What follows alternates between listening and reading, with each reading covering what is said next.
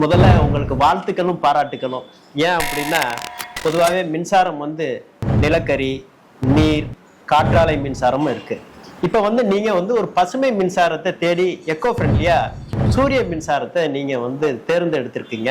உங்களுக்கு வாழ்த்துக்களும் பாராட்டுக்களும். நன்றி சார். ஏன் நீங்க இந்த சூரிய மின்சாரத்தை தேர்ந்தெடுக்கிறீங்க? என்ன பிரச்சனை? ஏன் தேர்ந்தெடுக்கணும்? சார் ஆக்சுவலா எல்லாமே கஷ்டப்பட்டு தான் ஏர்ன் பண்றோம். நம்ம ஏர்ன் பண்ற மணியை சரியான முறையில நம்ம கையாளணும். நார்மலா வீட்டுல இபி பாத்தீங்க அப்படின்னா எல்லாருக்கும் பாத்தீங்கன்னா 2000, 3000, 5000, சம்டைம்ஸ் 8000 கூட வந்திருக்கு. இப்போ எங்களுக்கு அதே மாதிரி ப்ராப்ளம் தான் நான் ஃபேஸ் பண்ணிட்டு இருந்தேன். ஸோ இதை ஆரம்பத்துல பாத்தீங்க அப்படின்னா வீட்டுல லைட்டை குறை, ஃபேனை குறை அப்படிங்கிற மாதிரி ஓரளவு கண்ட்ரோல் பண்ணணும். பட் ஓரளவுக்கு மேல கண்ட்ரோல் பண்ண முடியல.